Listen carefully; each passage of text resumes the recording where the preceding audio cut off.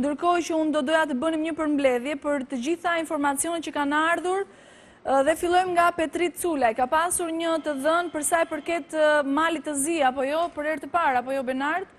Vjen, Ka patur disa të dhëna për malin e zi, ndërkohë kanë qenë dhe disa teleshikues të cilët na ndiqin nga disa rrethina të Ulqinit dhe thanë se ndoshta do mundohen të bëjnë verifikime në burgun e Spuzhit.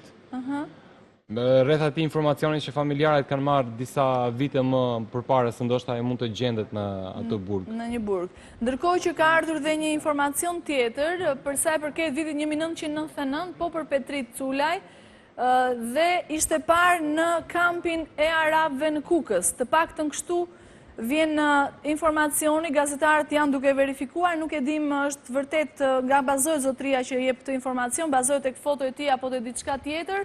Ndërkohë që ne do të jemi në pritje për çdo të dhënë dhe telefonat që ju do të dërgoni në lidhje me rastin e Petritit. Kalojmë pak, ka ardhur një informacion tjetër për rastin e Florent Nitos, apo jo, Stella? Kemi marrë disa në fakt natën e sotme për Florent Niton, vinë përsëri nga Zvicra, janë disa qytete të ndryshme ku thuhet se është parë përsëri Florenci dhe jo shumë larg, por përpara 2 javësh.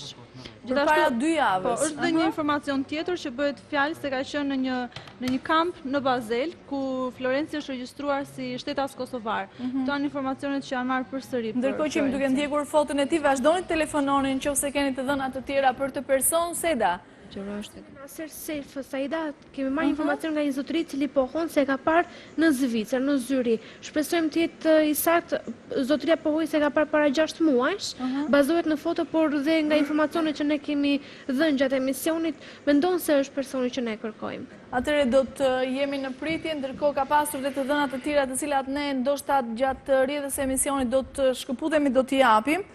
Në këtë moment e kalojmë në rubrikën tonë më të re, misteret pas zgjidhura. Sonte do të ndalojmë në një qytet krejt të veçantë për të sjellë në vëmendjen tuaj dhe në vëmendjen e gjithë atyre të cilët ndoshta mund të kërkojnë në historinë e këtij qyteti dhe mund të sjellin në sipërfaqe dhe mund të zbulojnë pra origjinën e vërtetë të këtij qyteti. Bëhet fjalë për Beratin. Unë do doja të ndiqnim këtë insert së bashku, ne kemi hedhur disa pikpyetje, disa mistere të cilat për ne si gazetar janë të pasgjidhura deri sot e kësaj dite, por ndjekim më mirë insertin dhe kthehemi në studio për të ndaluar pikërisht te këto mistere.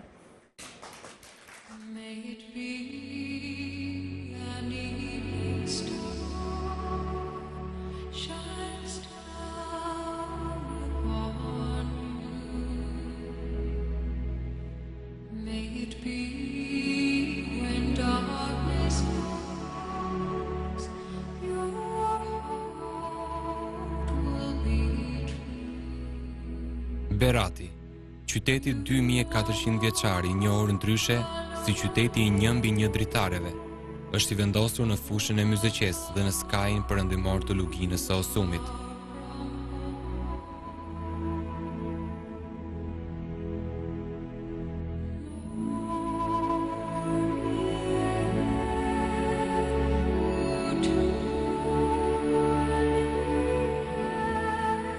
Kushdo që merr rrugën drejt tij, mahnitet nga arkitektura e veçantë e këtij qyteti me vlera për trashëgiminë kulturore dhe artistike, të realizuar mjeshtërisht brez pas brezi.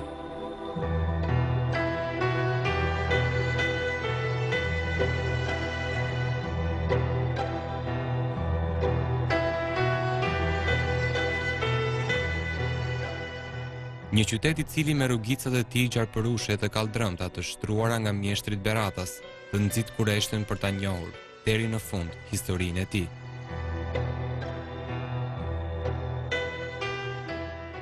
Në lagjen Mangalem, thihet re bardhësia e mureve të shtëpive, të cilat janë vendosur në mënyrë mjeshtërore dhe me një arkitekturë për t'u pasur zeli.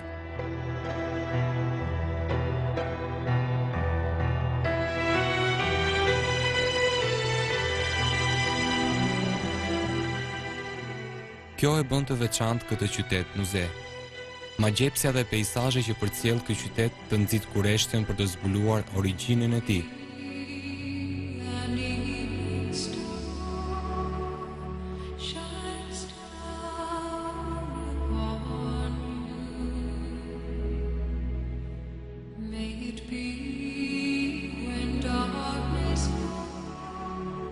që sipas një legjende rrjedh nga një histori dashurie dy vëllezërve, njëri i quajtur Tomor dhe tjetri Shpirag, të cilët dashuronin të njëjtën femër. Ajo ishte Zana e maleve, e cila nuk mundi të vendoste për asnjërin prej tyre se kujt do i dhuronte zemrën e saj.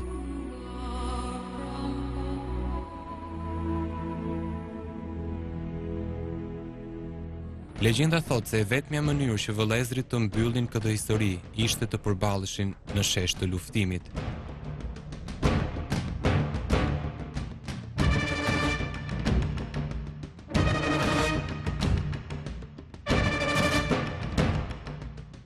Shpiragu zgjodhi topuzin si armë ndërsa Tomori një kam të mprehtë.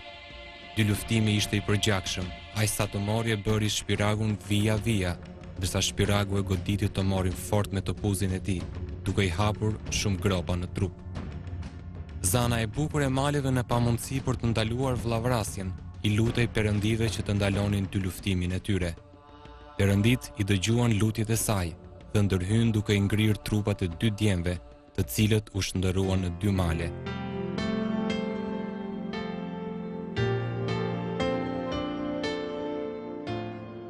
Gojdhana e përcjell deri në ditët e sotme e shpjegon legjenden mitologjike thuajse si reale, për shkak të gropave të dukshme në kurrizin e Tomorit dhe vijeve në malin e Shpiragut.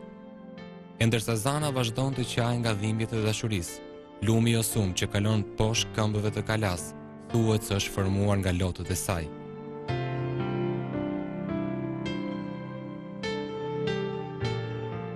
Po cila është gjeneza e këtij qyteti? Çfarë misteresh të tjera fshihen në themelet e tij?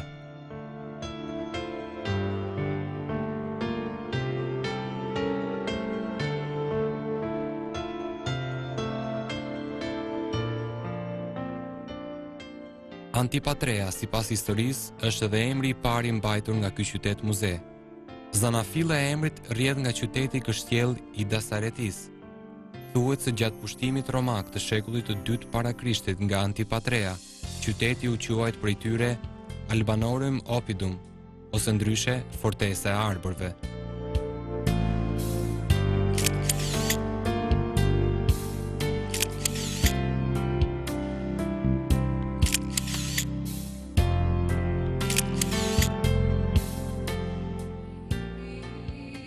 Ndërsa në shekullin e 5, nën perandorin bizantine, u përforcua dhe e ndryshoi emrin në Pulheriopolis, ose ndryshe qytet i bukur.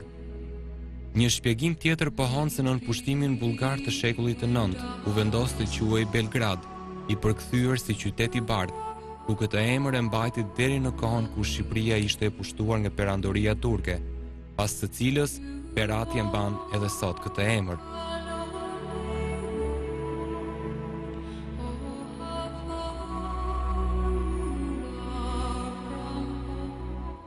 Pas një beteje ka gjithmonë një rimëkëmbje dhe ky qytet i ndërtuar me smalësh dhe kodrave, i cili duket si një amfiteatër antik, e mori pamjen e tij pas tërmetit të vitit 1851.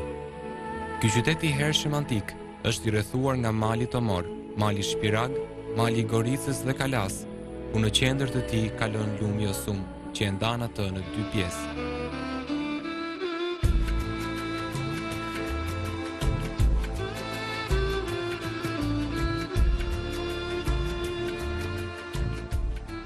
Mes ajrit të pastër të pishave përreth, mes gjelbërimit të përhershëm të kurorës së ullishteve të mbjella që në kohën e lashtë, vazhdojmë rrugën tonë për të njohur më nga afër historinë e këtij qyteti.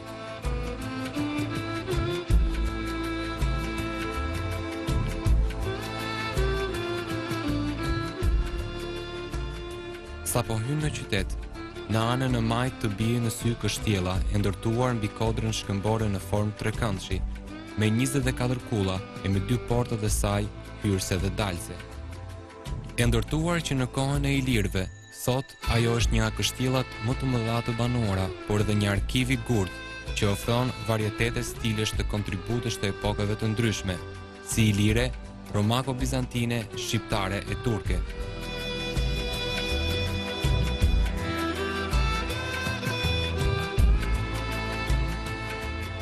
Kalaja e Beratit konsiderohet si kala e mbi kalave, e cila për shkak të vlerave të paçmuara është shpallur monument kulture i mbrojtur nga UNESCO. Në kështjellën e lashtë, mrekullitë s'mbarojnë, për vetë faktin se brenda saj ndodhen shumë kisha dhe një vlerë muzeale si Muzeu i Onufrit, në të cilin shumë vizitorë të huaj mrekullohen nga kodikët, si vepra shumë të rëndësishme të njerëzimit.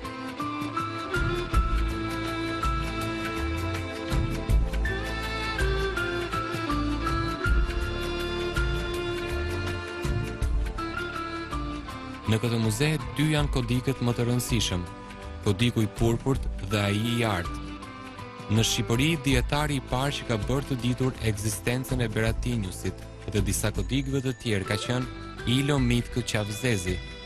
Të dy kodikët përfaqësojnë një nga thesaret më të çmuar të trashëgimisë kulturore shqiptare.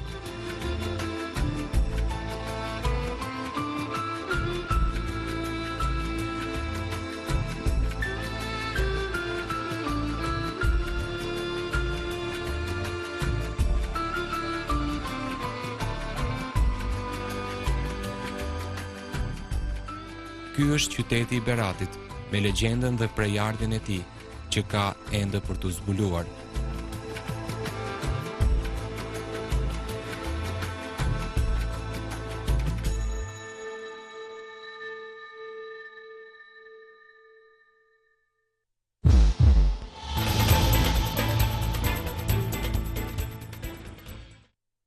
Pra, kjo ishte njëra nga historitë që ne kishim përzgjedhur dhe kishim ndaluar në qytetin e Beratit, siç e dëgjuat dhe nga inserti, pra në këtë qytet janë gjetur dhe dy kodikët. Dy kodikët e famshëm të Beratit, i përpurti dhe ai i artë. Në 7 kodik që mendohet se mund të ekzistojnë në gjithë botën, vetëm 2 janë gjetur pikërisht në këtë qytet. Ka shumë pikpyetje që ne kemi hedhur, që nga emri i Beratit, kush është prejardhja e tij? Është një tezë për sa i përket Belgradit, por a është vërtetuar ndonjëherë kjo gjë? Këtë janë pyetje që ne ja u hedhim përpara gjithë historianëve, të gjithë atyre që ndoshta nuk janë marrë sa duhet me këtë qytet i cili ka vlera të paçmueshme. Vërtet të paçmueshme, pasi në të ekziston një legjendë gjallë pa zbuluar, ka pra mistere të pa zbuluara deri në këtë momente që ne flasim. Do të kthehemi sërish qytetit Beratit, por sonte përzgjodhëm vetëm një dham sollëm tek ju një pamje të parë dhe në emisionet e tjera do të kemi për secilin nga këto misteri që ne mendojmë, pra do të kemi diçka më tepër. Dhe vazhdojmë rrjedhën e emisionit ton me rastet e tjera që kemi përprogramuar për sonte. Në këtë moment jo pa qëllim ne e lam për rastin e fundit, historinë pra e cila na çon në rubrikën tonë Kthim mbas vitesh. Është pikërisht historia e Behar Mbjeshovës. Do të shkojmë tani në një kontinent tjetër, në kërkimin përmjet kërkimeve tona gjithmonë në Shtetet e Bashkuara të Amerikës. Pse do të thoni ju, për çfarë historie bëhet fjalë? Fillimisht unë do doja të ftoja në studio motrën e Behar Mbjeshovës, zonjën Ferzilete. Mirë se ke ardhur, zonjë. Faleminderit. Mirë mbrëma, mund të vini. Ulluni, mirë se ke ardhur. Me urime për emisionin. Faleminderit shumë. Faleminderit. Urdhroni, ulluni. Përpara se ne të bashkëbisedojmë së bashku, për t'ju hequr pak dhe emocionet, do doja të gjithë të ndiqnim historinë e vllajt tuaj, pra e Beharit, një histori e cila ndodh për te i kufinve, sidomos në një kontinent tjetër në Shtetet e Bashkuara të Amerikës. Ndjekim kush është Behar Mbjeshova, si është larguar nga Shqipëria dhe si ka humbur kontaktin me familjarë dhe kthehemi me njërë në studio. Unë quhem Ferzilete Haxhi. Kërkoj vllain tim Behar Mbjeshovati. Më ka ikur në vitin 1964. Edhe nuk u kthye me kyti. Çdo gjë u mësua nëpërmjet një njoftimi të mbërritur në familjen Mbjeshova. Djali i kësaj shtëpie, Behari, ishte shpallur tradhtar i vendit, pasi ai ishte arratisur përtej kufirit shqiptar nga reparti ushtarak i Ersekës. Vitet të tëra me radhë kaluan dhe prindrit e Beharit së bashku me vëllezrit dhe motrën e tij, edhe pse me pak shpresa, prisnin sinjalin e Beharit që do t'u jepte dhe të mësonin vendin ku ai kishte përfunduar. Pritja ishte shumë e gjatë dhe më në fund një përgjigje u mor nga Shtetet e Bashkuara të Amerikës. Behari dërgoi letrën e parë në vitin 1985. E fortë dhe e dashur motra ime vogël Ferzilet. Unë mora këtë letër nga ju dhe jam shumë i gëzuar që ju jeni mirë me shëndet. Ferzilet, ti më shkruaj se je shumë e sëmur nga gjëndrat. Rexhepi dhe fëmijët si janë me shëndet. Rexhepi si vete me punë. Fëmijët si vjen me shkollën. Unë jam mirë me shëndet dhe me punë. Unë punoj, kam bler shtëpi dhe një makinë. Ju kam shkruar letra në vitin 1965, 1966 dhe 1968, por letrat më ktheheshin mbrapsht, nuk më rritën në Shqipëri. Iku përja shtetin në Jugoslavi, ju tha ati oqja torturën e madhe, tha, ka mequr atje, tha, pasaj e, tha, i punova, tha, ati vura para, tha, kja ndej, tha, i ka sa oda në Amerikë, tha, atje, tha, vazhdova në stredencë, tha, Amerikës, tha, ati u dashurova me një, tha, Amerikane, tha, u martova, tha, dhe kam dy goca, tha. Behari tashmë kishte një jetë të mbushur me gëzim, edhe pse letrat që niste në vazhdim shprehnin mallin që kishte për të gjithë familjen larg tij. Ai ishte martuar me një shtetase amerikane të quajtur Diane dhe ishte babai i dy vajzave, Jennifer dhe Jacqueline. Letrat në vazhdim ishin më të shpeshta dhe madje ato dërgoheshin edhe nga vetë gruaja e Beharit.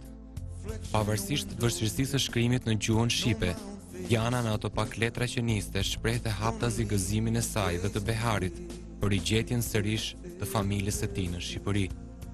Ja se çfarë shkruan ajo në një prej letrave të saj, të dërguar në 13 korrik të vitit 1990. E dashur Ferzilet dhe familja, jam shumë e lumtur që ju i shkruani Beharit. Ai u gëzua shumë kur pa fotografitë e familjes. Unë do t'ju dërgoj disa fotografi të familjes tonë. Kam frikë se nuk mund të kuptoni se çfarë po shkruaj. Por unë po shkruaj dhe shpresoj se një ditë ta përktheni atë. Ne na erdhi keq kur dëgjuam se ju ishit sëmur dhe do të kujdesemi për shëndetin tuaj. Fëmijët i kemi të bukur. Shpresoj se një ditë ne do të takohemi. Atëherë, ju lutem na shkruani sa më shpejt. Me dashuri dhe respekt, kunata juaj Diana. Edhe pse telefonatat vijuan më tutje, dëshira më e madhe e vëllezërve dhe motrës së Beharit ishte ta shihnin atë dhe familjen e tij nga afër. Po do vish, i thash unë vi, tha i po kam gruan amerikane dhe kush ja përkthejnë gjuhën, tha se nuk di, tha. Ti hajde të shoh njerë, thash, se iku dhe mosha, thash. Kështu kemi lapos. Po do vi dhe si përfundim sa humbi dhe nuk folim ne. Fundi i 91-shit ishte hera e fundit që erdhen lajme nga Amerika. Behari nuk telefonoi dhe nuk dërgoi më letra. Kanë kaluar më shumë se 20 vjet dhe Ferziletja e ka më të vështirë të mendojë se nuk do ta takojë më Beharin. Për të ishte një mrekulli që ai u bë i gjallë për të gjithë, pas shumë vitesh nga ratisja e tij, dhe nuk mund të mendoj se kjo gjë po ndodh sërish.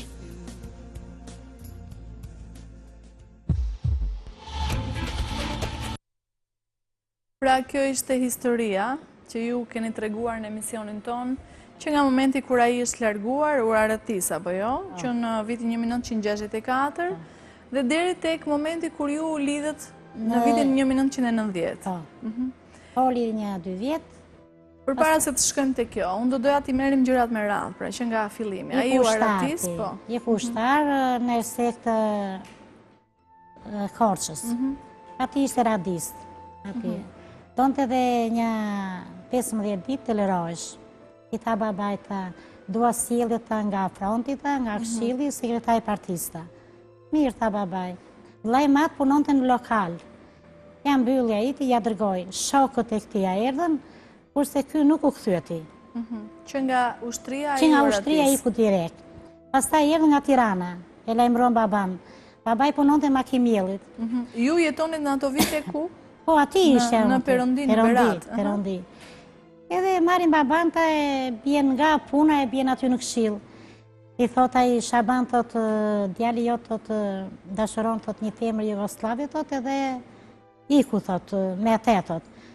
I thot babajore, tha, qa ka ndodhur, thot, ti më thoj mua, thaj, që u ashtu djali, tha, unë e di qa djali kam, thaj, po më thoj qa ka ndodhur, tha, dhe më gënjej, tha, babaj.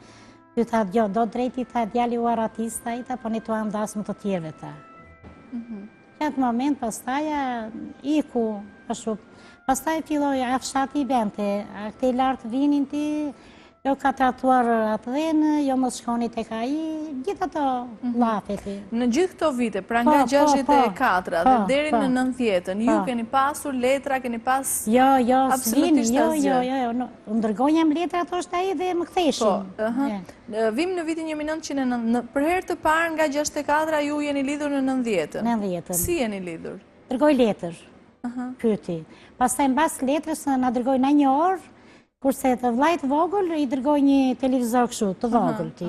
Në një orë neve motrave. Letrat i dërgonte po në Perondi në shtëpinë që ai kishte lënë. Po, edhe neve motrave ti në një letër të... Mua më dërgoj 3 herë, kurse këtyre mot të tjerave nga njeti u dërgoj. Kështu fillua të lidhesh, ti ju i kthyet përgjigje? Po, ja kthyem dhe përgjigje, mi ktheva edhe ajo kthente letra prapti. Nga Amerika, nga çfarë shteti Amerikës? Strevenc. Të Amerikës. Andaj vinin nga Filadelfia. Po, nga Filadelfia vinti. E thështë, u martova, thështë me Amerikanë, thështë, kam 2 goca. Thështë.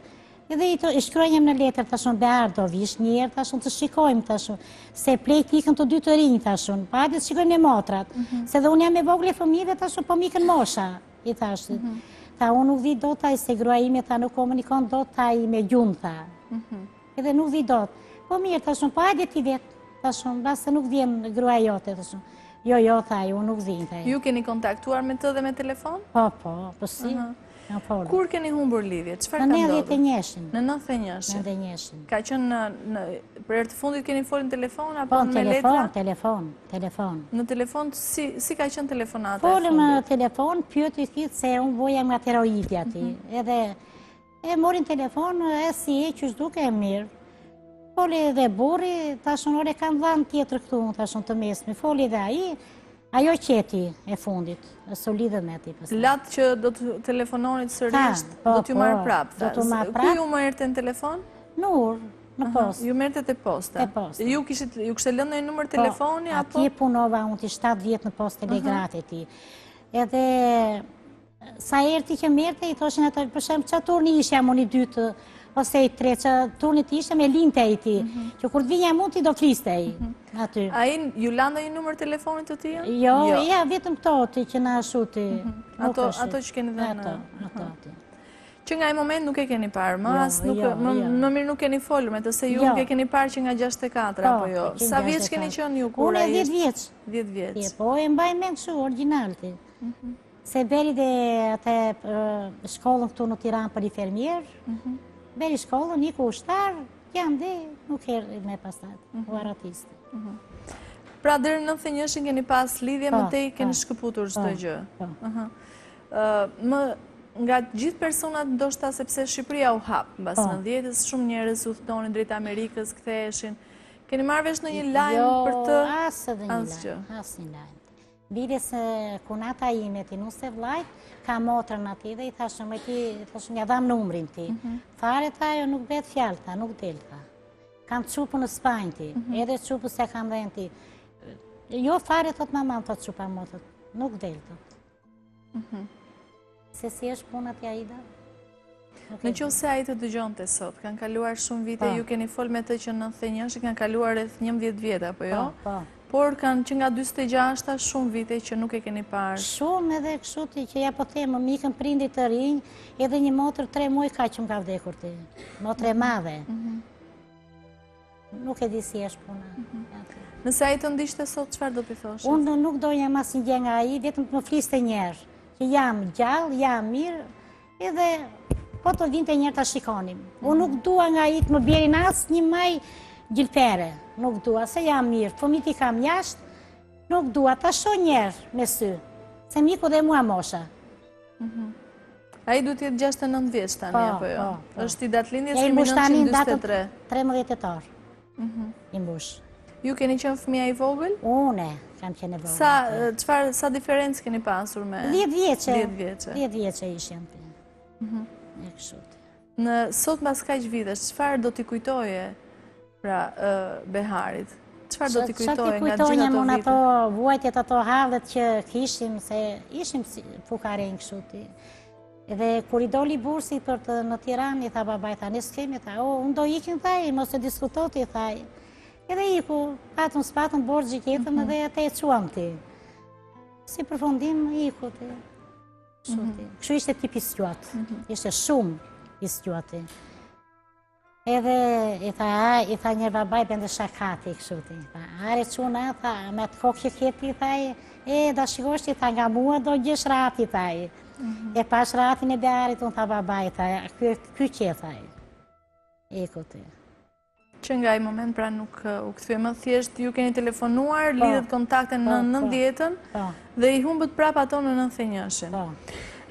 Ne ndërkohë nga me momentin e parë që ju keni denoncuar historinë e emisionin tonë, filluam kërkimet dhe sot jo pa qëllim ne kemi dashur të ripublikojmë dhe njërë të histori për të mbledhur informacione nga të gjitha ata që na ndjekin. Do të bëjmë tani një lidhje direkte me Amerikën, me korespondent, më mirë me një person i cili duke parë historinë e Beharit, me njërë ka ofruar ndihmesën e tij. Unë do doja pra të e kemi në linjë. Pra, do të lidhemi tani me zotin Artan Bilali, apo jo? Një emigrant shqiptar i cili jeton në Amerikë, por që ka ndihmuar, ka kërkuar vullnetarisht për historinë e Beharit. Nuk ka rëndësi ka është shqiptar, jeton në Amerikë. Jo, e di se ta pyeta, thashë mos është nga Berati, nga ura se ka dhe nga fshati im atje. Jo, nuk ka lidhje fare nga Berati. Atere, kemi linja numër 1, regjia, mirëmbrëma, përshëndetje Artan, sepse aty është ditë, apo jo? Po, përshëndetje, Aida. Të përshëndes nga Shqipëria, sa është ora atje? Ora të ashti është 6:20. 6:20 mbas dite? Po. Artan, unë të falenderoj shumë për disponimin tuaj, për historinë e Behar Mbjeshovës dhe për gjitha ato që ju keni bërë gjatë saj periudhe për të. Falemderit juve, me sa mundësi kemi të ndihmojmë, do ndihmojmë. Dhe ju përkëzhe dhe për emisionin. Falemderit shumë. Artan, çfarë keni zbuluar për momentin për këtë shqiptari cili ka ikur nga Shqipëria që në 46-ën, por që në 90-ën është rilidhur me familje dhe në 91-shin ka humbur sërish çdo lidhje me të? Po, tash unë informacionin e mora dhe nga sekretariati juaj. Dhe të them të drejtën, unë kam një mik që është shef policie këtu në Filadelfia. Po? Edhe thjesht nga që po më vjen keq dhe për motrën që tash po e shikoj live në ekran. Edhe i dhash informacione, dhash lutem shikon në qoftë se mundesh që të gjesh informacion mbi këtë person. Edhe ai e futi emrin me fjalë në sistem edhe doli dhe Diana, shoqja e Beharit. Po? Edhe Jacqueline, vajza besoj duhet jetë, është me të njëjtën emër dhe mbiemër. Po? Por ka një adres ndryshe nga ajo që keni ju atje. Po, ndryshe pra ka ndryshuar adres. Ka ndryshuar adres, po në fakt unë kam një restorant këtu në Filadelfia dhe adresa e vjetër që ju keni, ajo shtëpi është 10 minuta larg nga unë. Është 10 minuta larg. Ju keni kërkuar aty dhe ata janë zhvendosur, pra nuk jetojnë më në atë zonë. Sakt, ata nuk i rritin, po tash kjo adresa e re që unë mora nga policia është 1 orë gjysmë larg nga këtu. Nga zona ku jetoni ju. Pra ata kanë jetuar shumë afër restorantit tuaj, çfarë koincidence? Po, pra, dhe prandaj edhe më ashtu më vjen, megjithëse kanë kaluar shumë vite, por aty nuk ka një lloj informacioni në adresën e vjetër ku familjarët e Beharit kanë. Pra, kanë ndruar adres, është rreth 1 orë gjysmë, më thatë 1 orë gjysmë larg nga zona ku jetoni ju, apo jo? Është sakt, po. Po në Filadelfia? Po, jo, është qyteti, e kap zona e Pennsylvanias, Filadelfia, është emri quhet Denver. Si? Denver. Denver. Po Denver, po jo Denver që është different state, me fjalë në shtet tjetër, por është Denver i Pennsylvania, i Pennsylvanis. I Pennsylvanis, po. Po, edhe është 1 orë gjysmë larg nga unë nuk pata mundësinë se unë me kënaqësinë më të madhe do shkoja deri tek adresa ku jeton e shoqja me vajzën. Po një gjë më bën përshtypje se nga informacioni që shefi policisë kërkoi, Behari nuk figuron. Behari nuk figuron? Nuk figuron, po është vetëm Diana, është Jacqueline, vajza. Po? Me fjalë dhe moshat korrespondojnë, me fjalë Diana vjen me fjalë del në sistem me mbiemrin Mbjeshova. Po?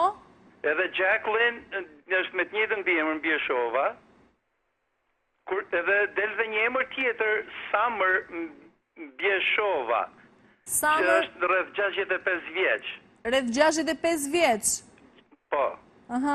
Mi po tash këtë nuk e kuptoj unë të që se këta shi Summer këto zakonisht e përdorin për gjinin femërore. Emri ti në Shqip...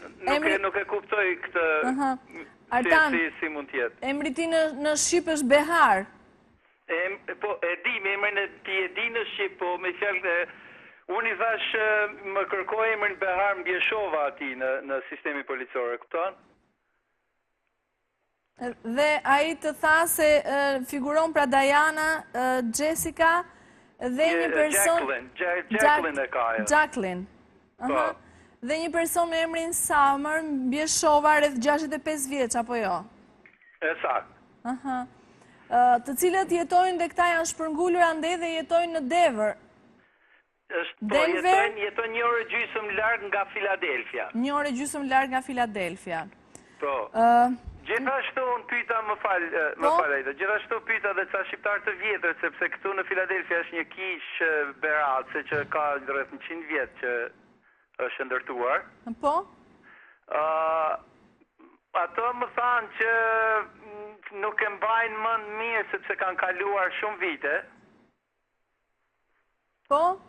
Dhe aty në faktu nuk morën ndonjë informacion të veçantë. Të veçantë, po besoj që informacioni më i mirë për njerëzit pjesëtarë të familjes së Beharit do jetë sikur ne të shkonim tek shtëpia dhe të kemi kontakte me me nusën e Beharit. Po, ta shpresojmë që kjo të ndodhi. Unë ju falenderoj shumë Artan. Edhe diçka tjetër do doja mos largoheshit të pyesja pak motrën e tij.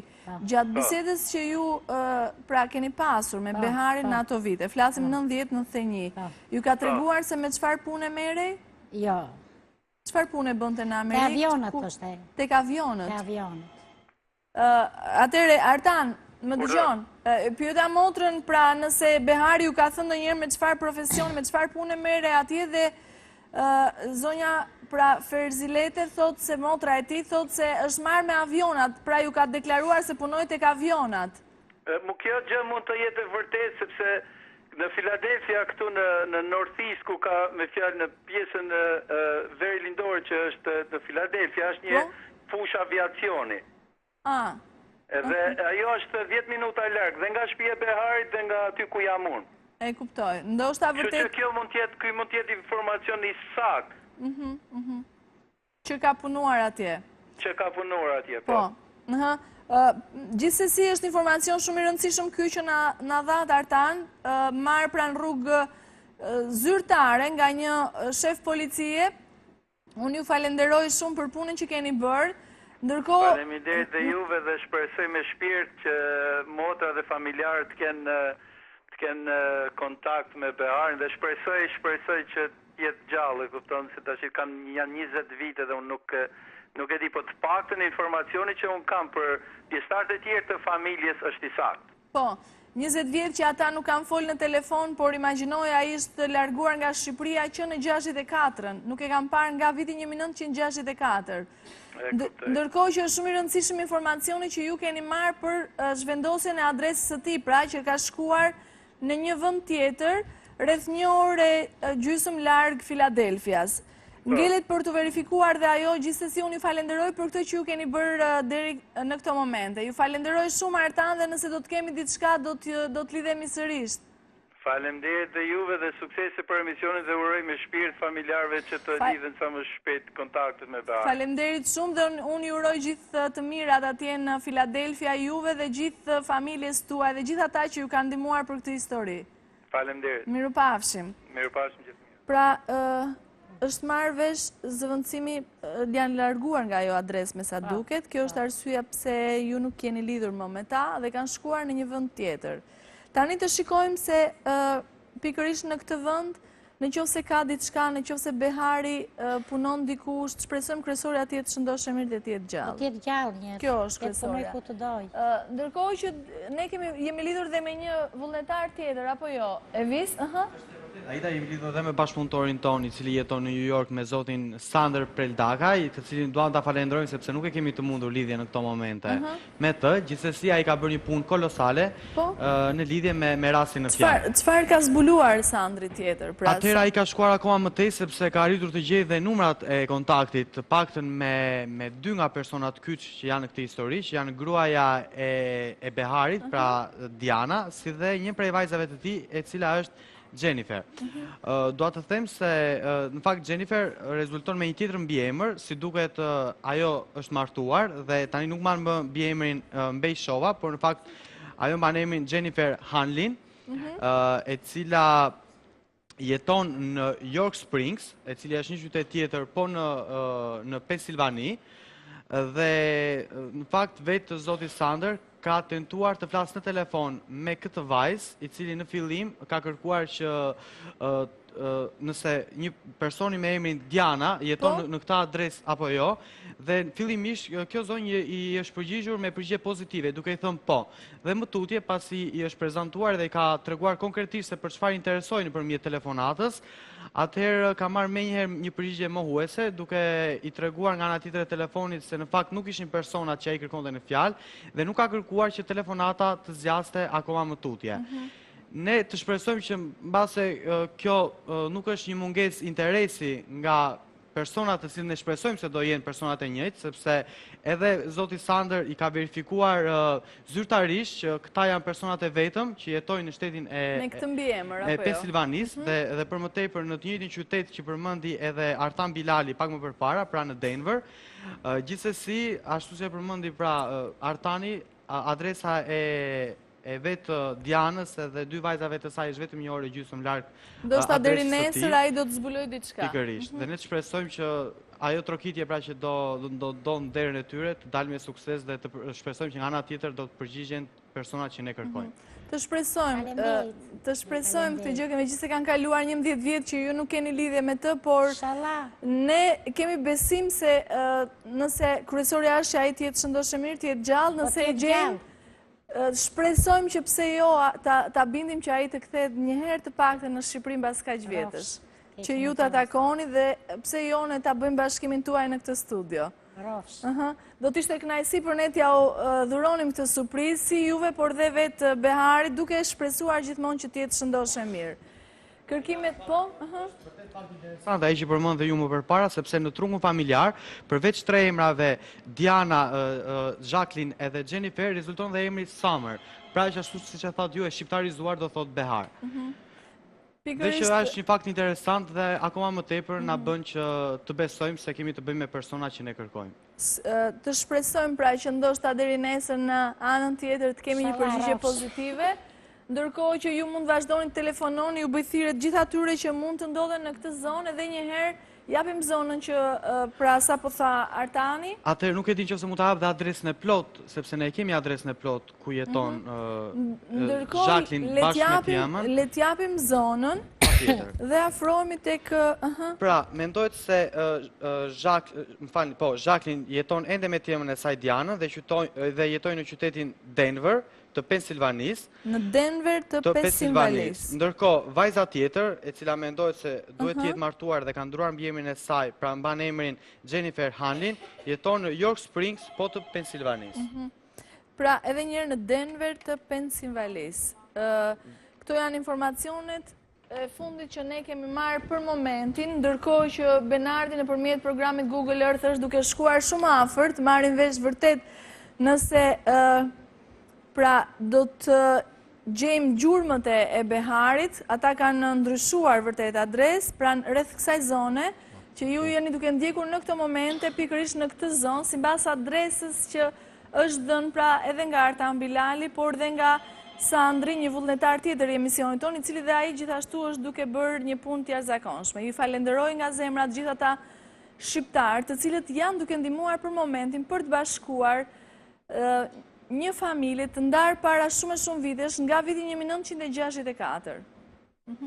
Kanë kaluar shumë vite, megjithatë asnjëherë pra shpresat nuk i humbim, sepse vjen një moment që e vërteta del në sipërfaqe, apo jo? Shumë. Do të jemi në pritje, ndërkohë ka diçka tjetër të rëndësishme për këtë histori, Evis? Jemi në pritje, Aida, ashtu sa dhe ju, është besojmë se kemi arritur të paktën deri në adresën e fundit, e cila jepet për këtë familje.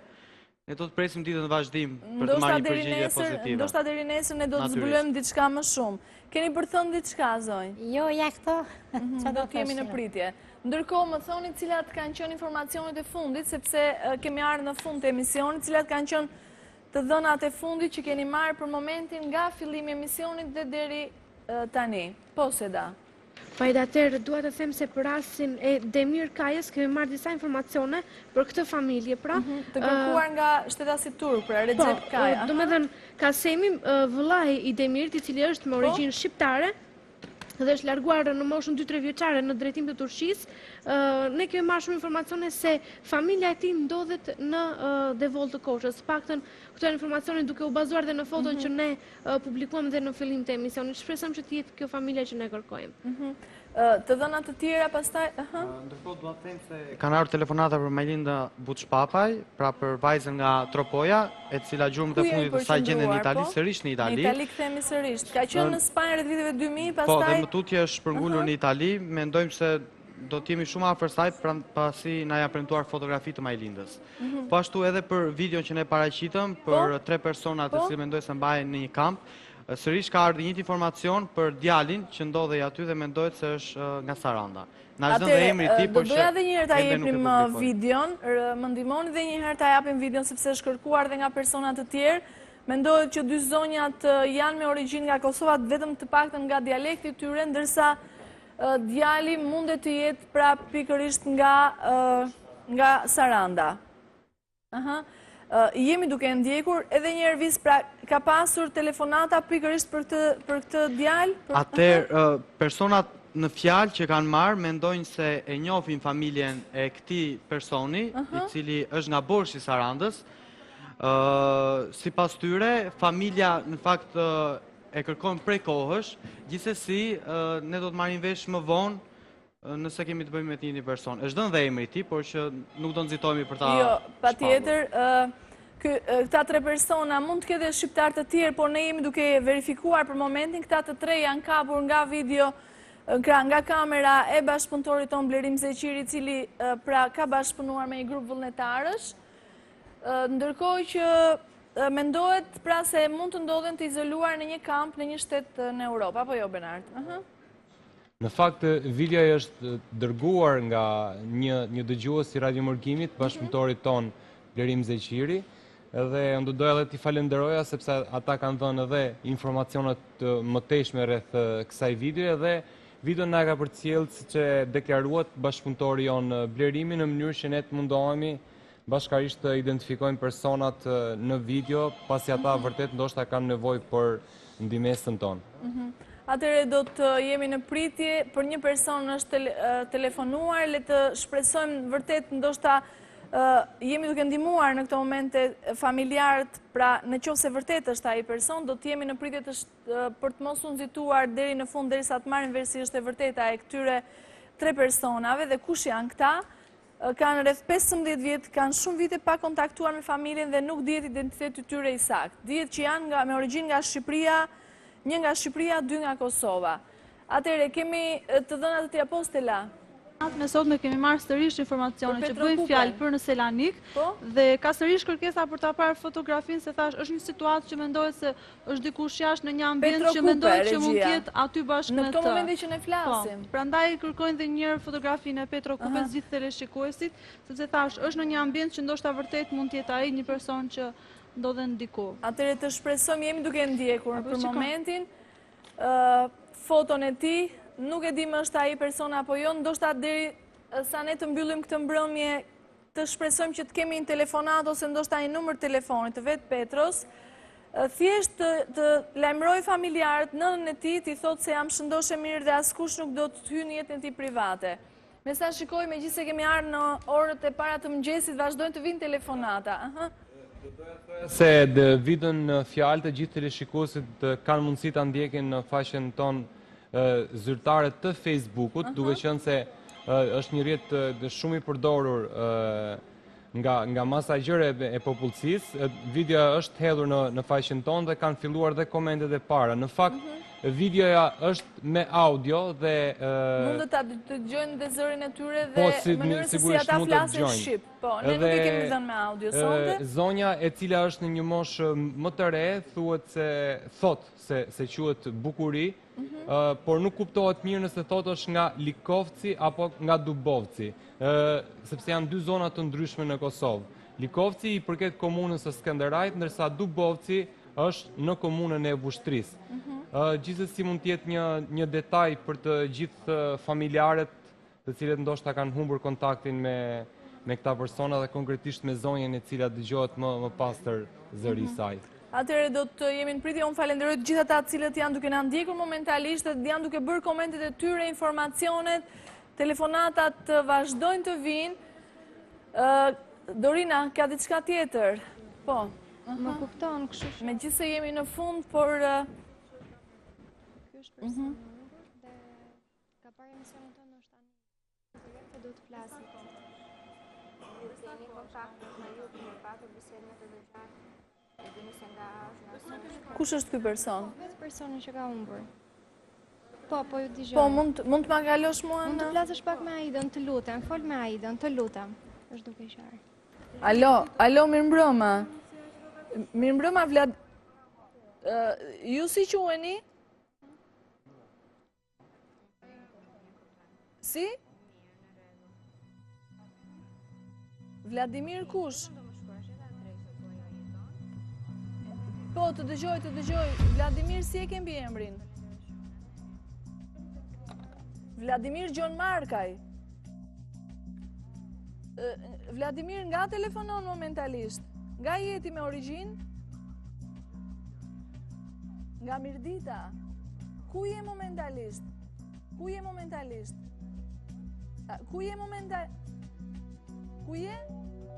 Në Angli? Vladimir, mund të më lësh një numër telefoni?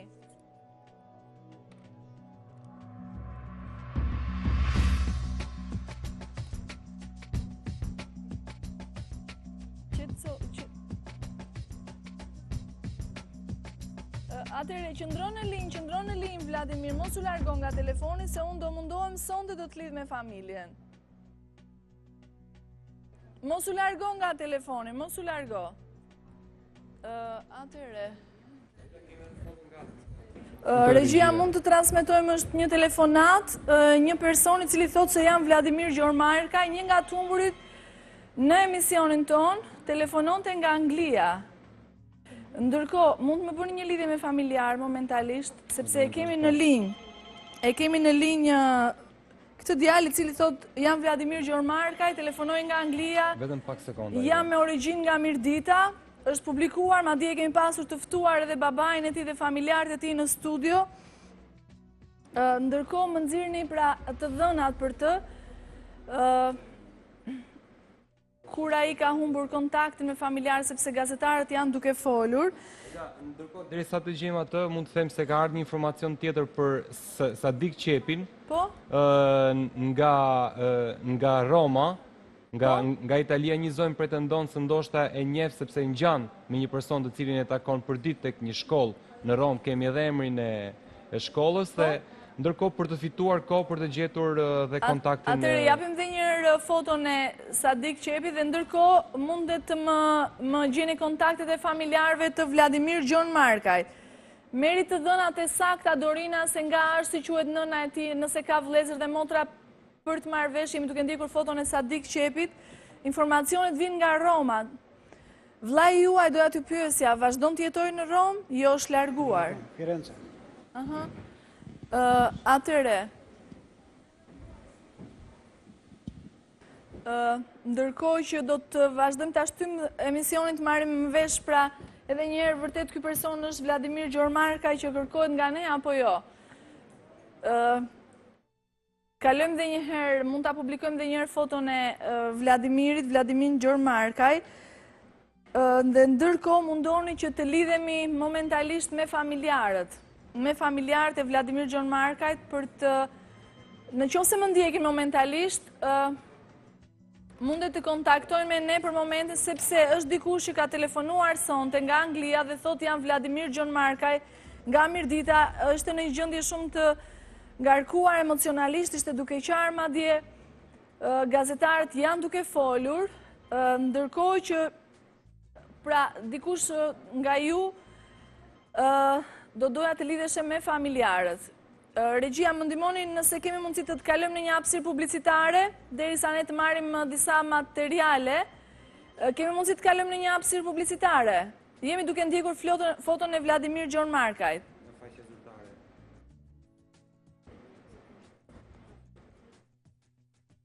Atere, jemi duke ndjekur foton e ti, ndërkohë që ka qënë në 17 nëntori vitit 2008, kur Vladimir ishtë larguar nga shtëpia e ti. Në atë moment a i ka qënë i shoqëruar me Gjon Gjinaj, kushuririn e ti. Të dy bashkë janë nisur me makinën e Gjonit për në Orosh. Gjoni ka thënë familjarëve të Vladimirit se ishte ndarë me të tek lisat e Marpepës dhe e kishte lënë aty. Që nga jo dit nuk dihet më asgjë për të, pra që nga vitit 2008. Jeni duke ndjekur foton e ti, ndërkohë që pra Vladimiri është djali i Nikol Gjormarkajt. Dorina, mund ta pyesësh për atësin dhe për të dhënat e familjes të prindërve kur ka lindur, në çfarë date ka lindur? Atëherë deklaron që në datën 30 maj, nuk e di se sa e saktë është. Të vitit, çfarë viti? Nuk i kujtohet sepse ka pësuar një traumë. E kuptoj, ka pësuar një tronditje. Ndërkohë, edhe njëherë ne jemi duke pritur pra për të lidhur me familjen, mund të ambash në linjë, Dorina, për të lidhur me familjen dhe për të marrë vesh pra në qoftë se vërtet është Vladimir Gjormarkaj, i cili ka humbur kontaktin me familjarët e tij nga viti 2008. Pra është zhdukur në rrethana misterioze brenda territorit të Shqipërisë dhe sonte çuditërisht në momentin që ne do mbyllim këtë natë, sa do mbyllim emisionin, mbriti një telefonat dhe thot jam Vladimir Gjormarkaj, telefonoj nga Anglia. Do të presim e disa sekonda derisa ne të lidhemi me familjarët e tij. Stella, ka diçka tjetër? Petro Kupen, përsëri dua të theksoj që një bashkëpunëtor i joni më i ri. Po? Një bashkëpunëtor i joni më i ri në Selanik na ka dhënë një informacion dhe na ka premtuar se do ndihmoj për historinë e Petros dhe nesër do të atakoj sepse punoj me të, tha. Për Petro Kupen pak më përpara na thanë se ndodhet momentalisht në një lokal dhe doni të shikonin foton. U vërtetua si... Po, u konfirmua kjo gjë dhe prandaj u kërkuar disa herë, po mendoj se është ai dhe nesër do jetë në një kontakt më të vazhdueshëm. Mirë, atëherë ky është lajm i mirë që ne morëm sonte. Ndërkohë që për Sadik Qepin janë duke investiguar, duke parë se kush në çfarë zone jeton është parë në Rom, i shoqëruar me një fëmijë të vogël. Simbas të dhënave të zonjës mendon se është martuar, banon, jeton atje dhe punon. Të gjitha këto informacione jemi duke i mbledhur për momentin. Ndërkohë që më thoni sepse ka shumë telefonata, ku jemi për momentin me të dhënat e tjera, po? Vëllait e Vladimir. E kemi? Atëherë, shumë mirë. Mund të bëjmë një lidhje, pra? Mbaj në linjë, Dorina. Dhe të bëjmë një lidhje me numrin e vllait të Vladimir Gjormarkaj. Të marrim vesh nëse është i njëjti person. E themi këtë pasi mund të ketë persona të tjerë me të njëjtin emër. Ndërkohë që do doja regjia të jepnim dhe një herë foton e Petro Kupes, pasi ka pasur të dhëna dhe informacione për të edhe në të momente që ne flasim. Pra, do të jemi në pritje, ndërkohë që do doja të ishte mirë të lidheshim dhe urgjentisht me familjarët, sepse nuk mund të ambajmë dhe shumë në linjë, pasi gjendja e tij emocionale është shumë e rëndë. Atëre, Silva, e kemi vllai në linjë? Për momentin Ky është një të afërm nuk është tjetër. i arritshëm. Okej, ti nuk ke një numër tjetër të Kemi kaluar foto 12 vllai? bas mesnate, janë orët e vona, ndoshta ata nuk na ndjekin sonte familjarët e Vladimir Gjon Markaj. Pra, vllai i tij i cili ka qenë dhe personi që ka ardhur në studion tonë, madje historinë e Vladimirit e kemi pasur dhe rast kryesor, është trajtuar disa herë në emisionin tonë, por ndërkohë duhet thënë se në 19 nëntor të 2008 ai është larguar në drejtim të paditur dhe që nga ai moment nuk dihet më se çfarë ka ndodhur me fatin e tij. Çuditërisht sonte përpara se ne të mbyllnim këtë emision, ka telefonuar dikush dhe ka thënë se është Vladimir Gjon Markaj. Pra, me sa jam në djenim më thonë pra se në këto momente janë lidhur me familja, e kemi babajin? Po. Babai është apo vllai? Po, të lutem duhet të flasësh me një sekond, mbyll telefonin andaj. Atëre, dëshiron të flasin në ajër apo do flasim me mua personalisht? Mundet ta kalojmë këtë linjë në ajër? Atëre, kalojmë linjën në ajër. Cila linjë është Benart? Linja... Atëre, linja nëmër 1, regjia? Linja nëmër 1. Mirëmbrëma? Mirëmbrëma.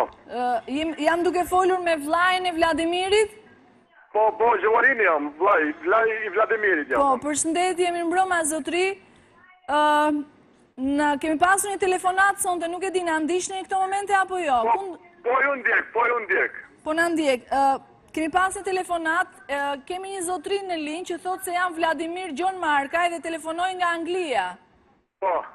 Vllai juaj pra. Faleminderit. Nuk e di më shta ai apo jo, por unë do ta kaloj në linjë që ju të flisni, sepse ju ja njihni zërin. Vllai im është. Mund ta dëgjoni në linjën telefonike. Atëherë kalojmë linjën e djalit. Linja nëmër 2, regjia. Alo, Vladimir? Vladimir, më dëgjon? Ka rënë linja, merr edhe një herë Dorina. Ndërkohë që kemi vllajën e Vladimirit, më dëgjon? Të dëgjoj. Po, atëherë në linjë jam unë. Si? Jam në linjë. Në linje, okej, atëherë gazetarët janë duke bërë dhe një herë lidhjen me zotrin i cili sapo foli. Unë fola vetë personalisht me të, ishte në një gjendje emocionale shumë të pra të rënd, ishte duke i qartë, thoshte jam Vladimir Gjon Markaj, ju lutem më lidhi me familjen, flas nga Anglia. Nuk e dim ishte ai apo jo, por ka thënë se jam larguar në 2008, ka dhënë disa fakte të cilat vërtetojnë se vërtet mund të jetë Vladimiri. Atëre, edhe njerë, si quheni ju zotri? Gjovalin Gjon Markaj. Gjovalin, ju jeni personi që e njihni zërin e tij, apo jo? Po. Ne do ta kalojmë tani sërish linjën e tij telefonike për ta dëgjuar dhe një herë, është vërtet vllai juaj apo kush është ky person? Po. E kemi pyetur dhe për disa të dhëna, për babain, për nënën dhe disa prej tyre i mban mend, disa të tjera është i tronditur ndoshta dhe nuk dim se si është historia e tij. Ndërkohë, kemi në linjë Dorina. Atëre, janë vërtet momente emocionuese, momente ankthi, derisa ne kishim rreth një orë, gati gjysmore kemi pas në linjë, sepse kemi pyetur hollësisht pra se kush ishte për të vërtetuar faktin se është vërtet vllai juaj dhe ai tha se jam nga Mirdita. Dua t'ju bëj dhe një pyetje tjetër, ka ndonjë Vladimir Gjon Markaj po nga Mirdita me të njëjtin emër? Gjovalin, më dëgjon? Jo, nuk është një Vladimir Gjon Markaj, po ajo është në Tiranë tani. Është në Tiranë, jeton këtu në Tiranë. Atëre, e kemi Vladimirin në anën tjetër. Po, kjo vllajim. Po, ne thjesht duam që ti të dëgjosh zërin. Gjovalin, duam të dëgjosh zërin të marrim vesh është ai apo jo? Ndoshta do të bëjmë një lidhje sepse më thonë që duhet ta mbyll emisionin, kemi të kaluar orarin. Pra, zyrtar të kësaj mbrëmje, megjithatë do të jemi në pritje edhe disa minuta për ta lidhur atë me familjen. Dorina, ti ke folur me atë, çfarë të ka thënë pra, hollësisht? Në momentin e parë që telefonoj, tha që në emisionin tuaj, familja tha kërkon një person me emrin Vladimir Gjon Markaj. Tha, unë jam personi që kërkon familja. Kanë kaluar shumë vite, tha, dhe për shkak të një problemi që unë kam kaluar, prej disa vitesh kam qenë në burg, tha, dhe kam humbur kontaktin me familjen.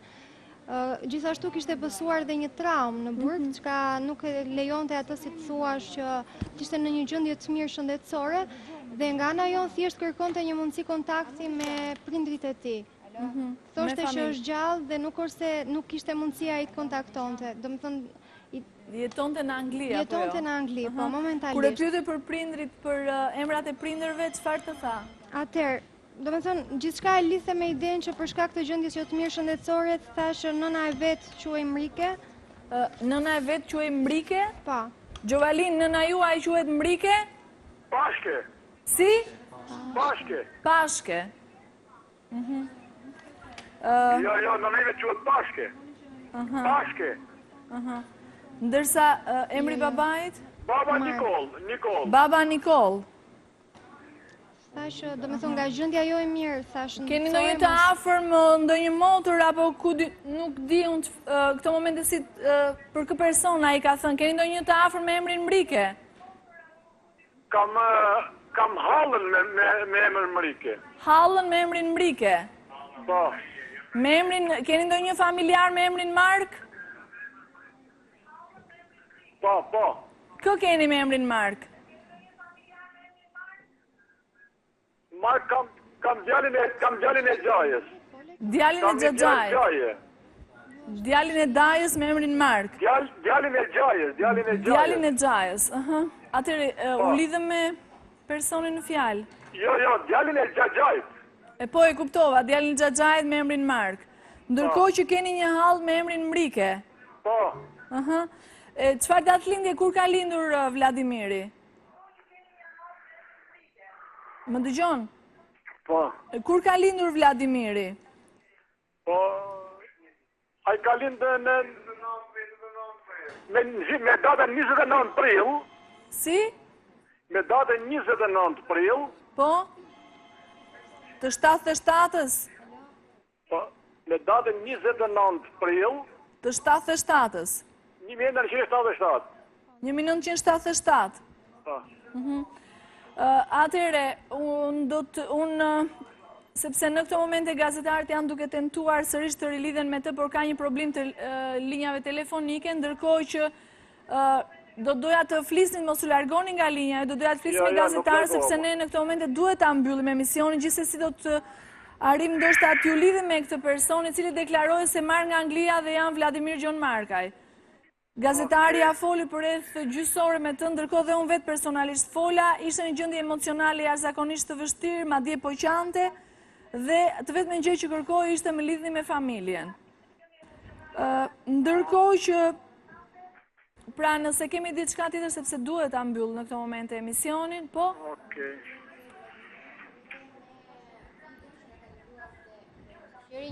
Ka telefonuar dhe ka njohur djalin që është në video dhe e njeh shumë mirë. Për sa i përket videos? Videos që ka dërguar, po. Na ka dhënë shumë të dhëna, po, është shoku i tij i ngushtë. Atëherë është i gjetur. Po. Shumë histori gjithmonë për sa i përket videos që ka ardhur ditën e sotme, është identifikuar personi, familjarët kanë pas kontakt, cila është historia, çfarë thanë? Atëherë sipas tij personi ka patur pak probleme shëndetësore, pak nga ana mendore dhe ka mbaruar shkollën e lartë për veteriner dhe rezulton për shumë vite për familjen i humbur. Ata nuk dinë asnjë gjë. Rezulton për shumë vite për familjen i humbur. E din të vdekur familjarët. Ndërkohë, do të shtojnë se një person tjetër që ka telefonuar ka thënë se ka qenë vetë së bashku me familjen e tij i pranishëm në këtë kamp në vitin 2010, pasi prisnin që të siguronin dokumentat për qëndrim në Hungari. Dhe ka thënë se i ka parë që në vitin 2010 të tre këta persona, të cilët të tre kishin probleme me shëndetin mendor. Këtë deklarim kush e ka bërë? E ka bërë një person i cili është nga Kosova dhe që ka qëndruar në vitin 2010 në këtë kamp. Në këtë kam dhe aty i ka një orë ata. Po. Jemi duke ndjekur videon, pra për sa i përket personit në fjalë, familjar më në fund e kanë identifikuar, kanë marrë dhe kanë ditur të vdekur, ka pasur probleme me shëndetin e tij, madje është mjekuar dhe ata e kanë ditur se ai nuk jeton më. Të paktën këto janë të informacionet e fundit që vinë nga gazetarët. Kanë 15 vjetë pra që nuk kanë asnjë të dhënë për të, madje e kanë ditur se nuk jeton. Ndërkohë, ku jemi me keni rënë, pra u lidhet sërish me Vladimirin. Atëherë do të vazhdojmë dhe mbas emisionit, por ne duhet ta mbyllim këtu. Për çdo të re që do të mësojmë, të nderuar miq, do t'ju njoftojmë gjatë gjithë programacionit të televizionit publik shqiptar, por dhe javës që vjen. Unë ju falenderoj të gjithëve për vëmendjen, për ndihmesën tuaj, për bashkëpunimin me emisionin ton. Faljush, pra ndihmesës tuaj kemi arritur që t'i kthejmë këta njerëz pranë xhirit familjes. Sonte, pra gjetëm gjurmët e shumë personave për cilët vazhdojnë të vinë informacionet dhe në këtë momente që ne flasim, ndërkohë që kemi kaluar pra rreth orës 12:20 pas mesnate. Kemi hyrë në ditën e enjte, unë ju falenderoj për vëmendjen, takohemi të mërkurën që vjen deri atëherë, natë më mirë.